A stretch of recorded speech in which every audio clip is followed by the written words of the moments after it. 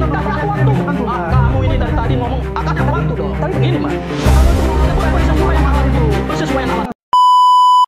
Kita kritik harus jelas. Oke, sebelum saya beralih ke pertanyaan berikutnya, Jadi beginilah ya, Itu kita katakan ya, kalau kita itu, kita ikutilah prosedur hukum seperti apa gitu loh ya. Kita boleh menilai itu. Kalau memang penyidik itu memang harus diperlukan, kan saya katakan, kutang tadi, top urgent katakanlah, harus diselesaikan itu. Karena kan banyak sekali ya, mungkin saksi-saksi yang harus diperiksa.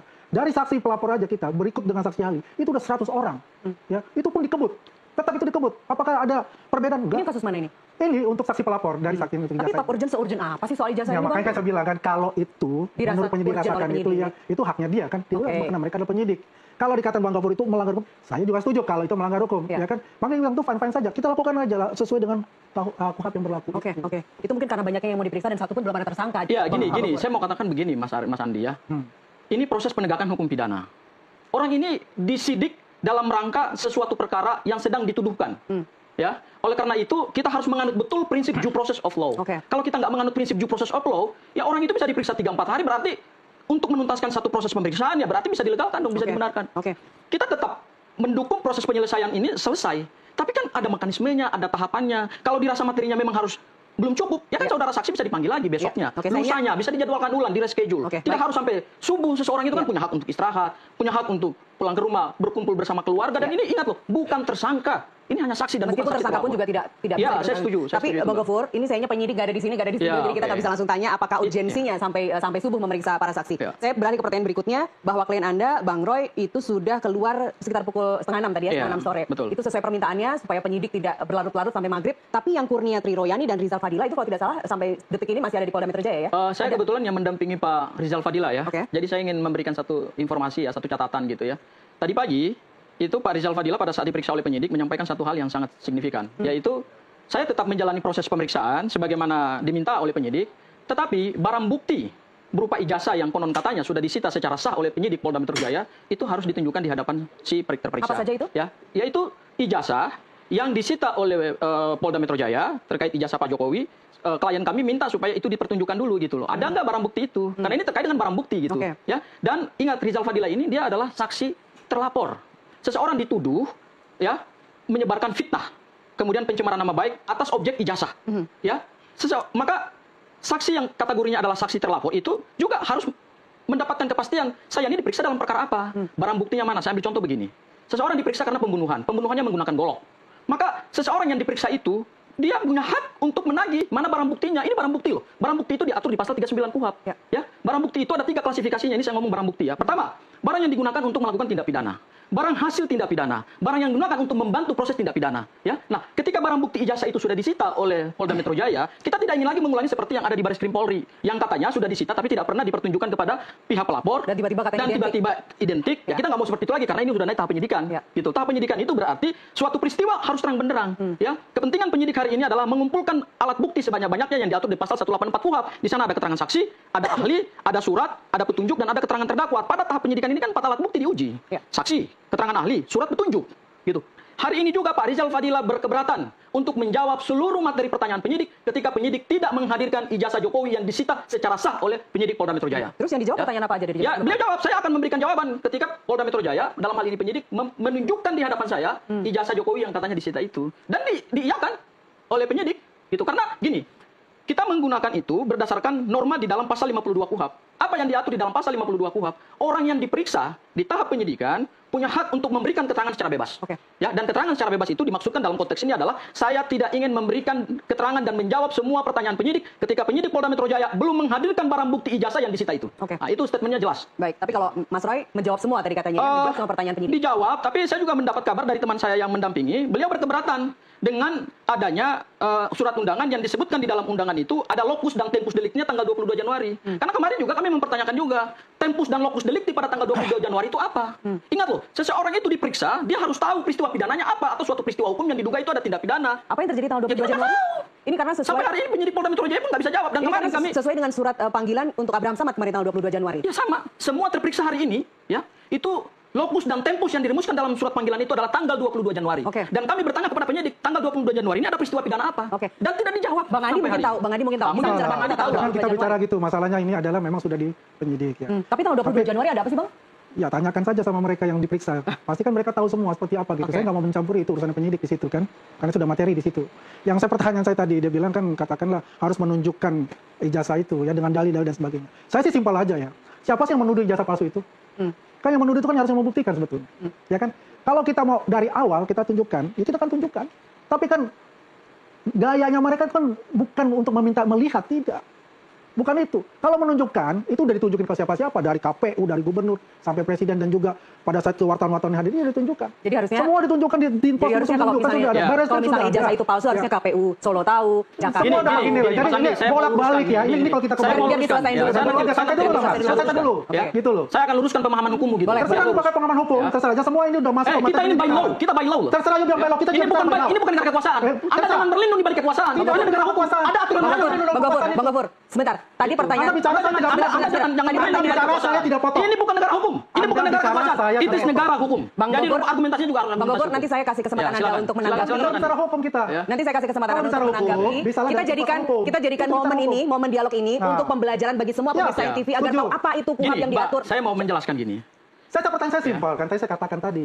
Sebentar Bang Gofur. Siapa yang menuduh itu yang membuktikan. Sekarang saya ceritakan proses hukum. Sebentar Bang Gofur. Asas ini. Sebentar Bang Gofur. Sebentar, nanti saya kembalikan ke Anda sebentar. Silakan Bang. Selesaikan dulu. Jadi Mbak ya, kita ini tidak akan mencampuri itu haknya penyidik. Silakan Anda berargumen punya silakan. Ya karena posisi kita ini adalah sebetulnya yang merasa dirugikan dengan kasus ini. Luar biasa. Meskipun Pak Jokowi sendiri juga bilang saya akan menunjukkan ijazah yang jelas ijazah itu kan sudah jelas beribu kali katakan sudah disita oleh Polda Metro Jaya. Jadi saat ini itu adalah hak ya? dari Polda Metro Jaya memberikan atau tidak memberikan. Itu hak beliau mereka semua, hak Polda Metro Jaya. Bukan di posisi kita lagi yang dimintakan itu. Silakan kalau Polda Metro Jaya ini ijazah aslinya monggo kerso. Jangan lagi membuat narasi lagi kita yang tidak memberikan atau dibilang tidak ada memberikan ke Polda Metro Jaya. Bagaimana seorang presiden yang ke-7 10 tahun berkuasa ya, dia sendiri mengatakan bahwa saya ini katakanlah kalau menurut kata mereka dikriminalisasi dan sebagainya itu ya. Datang sendiri.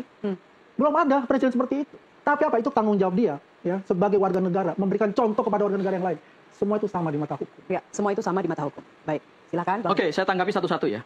Sekarang pernyataannya adalah menggunakan asas siapa yang menuduh dia yang harus membuktikan. Dan itu betul. Ya. Itu betul. Sekarang sebentar dulu, asas itu berlakunya dalam konteks perdata.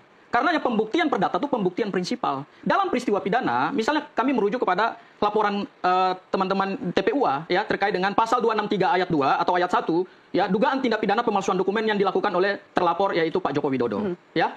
Yang dilakukan oleh pelapor itu menyampaikan bukti permulaan yang cukup. KUHAP-nya kan mengatur jelas bahwa di dalam proses pembuktian itu dimulai dengan adanya laporan dan laporan itu dilengkapi dengan bukti permulaan. Bukti permulaan itu kemudian nanti ditindaklanjuti oleh penyidik. Beban pembuktian itu ada di penyidik. Beban pembuktian itu ada di aparatur negara. Ya ini pidana loh, bukan perdata. Saya harus luruskan ini pernyataannya. Ini nggak berlaku asasnya dalam pidana. Berlakunya itu dalam asas perdata. Karena di dalam pidana beban pembuktian itu dilakukan dari mulai penyidik di tingkat penyidikan, kemudian nanti naik tahap penuntutan, itu beban pembuktian ada di jaksa penuntut umum. Sekarang pertanyaan kita begini.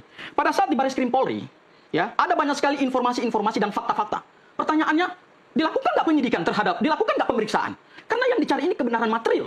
Dan kebenaran material itu harus ada persesuaian alat bukti. Ya, kita mencari kebenaran material itu berdasarkan pasal 184 KUHAP, ada 5 alat bukti, itu harus bersesuaian alat buktinya. Di Bareskrim Polri itu kan banyak sekali alat bukti nggak bersesuaian. Ya kan? Keterangan saksi, mau 100 saksi diperiksa pun itu ingat tetap satu alat bukti. Keterangan saksi tidak bisa berdiri sendiri. Dia harus bersesuaian dengan keterangan surat resmi, yaitu berupa dokumen akademik yang dikeluarkan oleh UGM. Ya, dan dokumen yang dikeluarkan oleh UGM itu tidak mendukung keterangan UGM sebagai ini programnya adalah program sarjana. Tidak berkesesuaian di situ. Meskipun UGM sendiri mengatakan bahwa gini loh. Dia hanya mau ngomong berdosa-dosa itu. Kamu udah ngomong tadi. Kasih aku waktu. Itu kan sudah. Kamu ini dari tadi ngomong, kasih aku waktu dong. Tapi begini, Mbak. Kamu itu ngomong disebut persesuaian alat bukti. Persesuaian alat bukti itu artinya keterangan-keterangan saksi harus bersesuaian. Kemudian semua dokumen yang disita juga harus bersesuaian. Karena yang dicari ini kebenaran material. Ingat pasal 183 KUHAP. Pasal 183 KUHAP mengatur bahwa ketika hakim membuat putusan atas suatu perkara pidana, maka harus berdasarkan 2 alat bukti yang sah dan tidak boleh ada keraguan di dalamnya. Ketika ini ada keraguan di dalamnya, lalu gimana kita membuktikan ini? Apalagi sekarang naik ke tahap penyidikan di Polda Metro Jaya. Kita geser ke sini ya. Alat buktinya kan sudah yang dikantongi oleh penyidik. Ya kan alat buktinya kan semua yang ditunjukkan itu kan nggak ada yang bersesuaian. Contoh, kalau kita pakai SKS-nya 120 sampai 120 SKS. Sebentar, Bang. Kata Profesor Kuncoro, itu kalau di UGM programnya sarjana muda. Kemudian dilihat dari semua nilai mata kuliah dasar, itu banyak mata kuliah dasar nggak lulus. Saya ini alumni UI.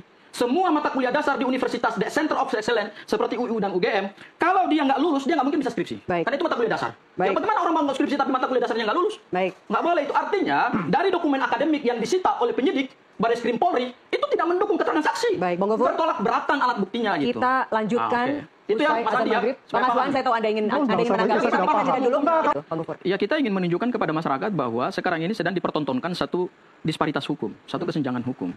Di satu sisi, klien kami dikejar untuk dilakukan pemeriksaan secara maraton. Bahkan tadi saya sampaikan, kemarin saksi-saksi juga diperiksa sampai menjelang subuh gitu ya. Tapi di sisi yang lain, ada seorang warga negara yang hari ini status hukumnya adalah terpidana. Dia pelaku kejahatan. 6 tahun. Ya, dan berdasarkan pasal 268 KUHP, permohonan PK tidak menunda pelaksanaan eksekusi, dan itu juga diatur dalam pasal 66 Undang-Undang Mahkamah Agung gitu ya. Kenapa kejaksaan dalam hal ini adalah Kejaksaan Negeri Jakarta Selatan yang kewenangannya diatur di pasal 270 KUHP, yang diatur di dalam pasal 30 Undang-Undang Kejaksaan, bahwa terhadap putusan yang telah ingkrah dan berkekuatan hukum tetap, maka satu, kewenangan jaksa eksekusi.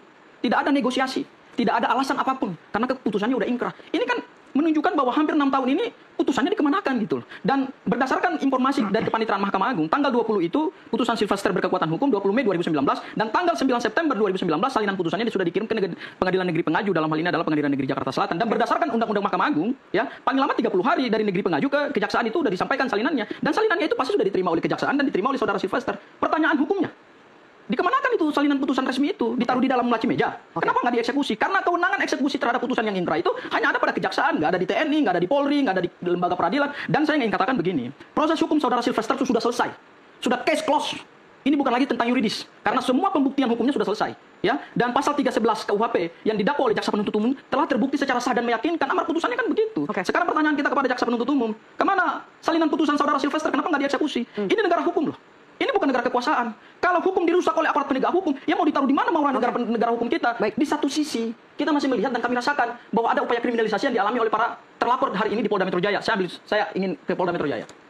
Dari pasal yang diperiksa, dari mulai kemarin sampai hari ini, saya bagi 3 klaster. Kelas pertama adalah delik pencemaran nama baik diatur di 3 pasal. Pasal 310, 311 KUHP, dan pasal 27A Undang-Undang ITE. Kemudian klaster kedua adalah berkaitan dengan pengerusakan dokumen elektronik. Diatur di mana? Pasal 32 dan pasal 35 Undang-Undang ITE. Dan klaster ketiga adalah klaster penghasutan. Diatur di dalam 2 pasal, ya, yaitu pasal 160 KUHP dan pasal 28 ayat 2 Undang-Undang ITE. Dari 3 klaster pasal ini, pelapornya ada 4.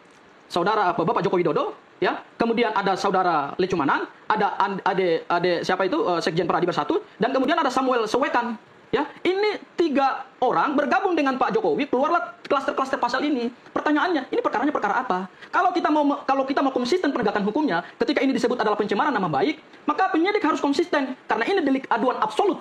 Di mana delik aduan absolut itu, si korban yang merasakan terhinakan martabatnya, dia hanya punya hak hukum untuk melaporkan itu. Apa hubungannya dengan pengerusakan dokumen elektronik, dan apa hubungannya dengan penghasutan? Satu klaster pertama itu bisa kami terima, yaitu 310, 311 KUHP, dan 27A Undang-Undang ITE. Tapi 2 klaster yang lain, pengerusakan dokumen elektronik. Kalau kita bicara pengerusakan dokumen elektronik, seharusnya yang pertama kali mengunggah dokumen ijazah Jokowi itulah yang dilaporkan, yaitu saudara Dian Sandi, karena dialah yang merusak dokumen elektronik itu, ya. Kalau mau konsisten di situ, bukan klien kami ini yang dipersangkakan dengan apa? Yang diperiksa dengan pasal itu. Kemudian yang kedua, yang berkaitan dengan klaster penghasutan 160 KUHP. 160 KUHP itu deliknya material. Ada yang menghasut, ada yang terhasut, dan ada akibat daripada hasutan, yaitu berupa perbuatan yang melawan hukum. Siapa yang melakukan penghasutan dan siapa yang terhasut? Dan apa akibatnya? Itu kan nggak make sense gitu loh. Ya. Kemudian 28A Undang-Undang ITE. 28A Undang-Undang ITE itu penghasutan yang berhubungan dengan SARA. Loh, penghasutan yang berhubungan dengan SARA, siapa yang terhasut? Yang ada hubungannya dengan SARA. Sekarang kan perbincangan kita soal ijazah. 27A, Bang? Enggak, 27A itu pencemaran nama baik yang dikaitkan dengan Undang-Undang ITE. 28 ayat 2 itu hubungannya dengan penghasutan yang berhubungan dengan golongan SARA gitu loh, etnis, ras, agama, dan jenis kelamin. Loh, ini apa? Yang kita perbincangkan ini kan adalah ijazah Pak Jokowi gitu ya. Enggak ada hubungannya. Dan satu lagi saya mau luruskan pemahaman hukumnya. Ya, ada teman-teman Pak Silvester, mungkin juga Mas Andi punya teman yang selalu menyatakan ini sudah daluarsa pemidanaan. Kemon yang menyatakan ini boleh berdebat dengan saya. Pasal 84 KUHP itu menyatakan bahwa daluarsa pemidanaan itu dihitung berdasarkan daluarsa penuntutan. Baca pasal 78 KUHP. Daluarsa penuntutan itu dibagi 3 klaster. Pertama, terhadap ancaman pidana di atas 3 tahun, di bawah 3 tahun penjara, daluarsa penuntutannya 6 tahun. Terhadap ancaman pidana di atas 3 tahun, daluarsanya 12 tahun. Dan terhadap pidana mati, daluarsanya 18 tahun. Ya? Artinya buat kasus Bang Silvester? Artinya, berdasarkan pasal 78, junto pasal 84 KUHP, daluarsanya ini adalah 16 tahun. Dan belum daluarsa pemidanaan. Ya, nanti daluarsa pemidanaan itu berlaku di tahun 2035. Dan daluarsa pemidanaan itu dihitung dari mana? Dihitung dari, pertama, 1 hari setelah putusan berkekuatan hukum tetap, atau 1 hari setelah dinyatakan buron. Ini kan belum dinyatakan buron. Ya, jadi daluarsa pemidanaannya nih kalaupun kita mau merujuk kepada 1 hari setelah keputusan berkekuatan hukum, tetap nanti dihitungnya 16 tahun. Ini kan baru 6 tahun. Jadi sangat tidak tepat dan sangat tidak yuridis teman-temannya Sylvester yang mengatakan bahwa ini sudah daluarsa pemidanaan, itu nonsens dan itu melanggar hukum dan itu tidak yuridis. Kalau ada yang mau mengatakan ini daluarsa pemidanaan, kemon baca ulang pasal 84 KUHP dan pasal 78 KUHP. Bang Andi, silakan ditambahkan. Ya mau ditambahkan seperti apa kan? Kalau kita bisa melihat itu kan persepsi kan masing-masing menjelaskan berdasarkan pasal-pasal menurut keyakinan dia masing-masing.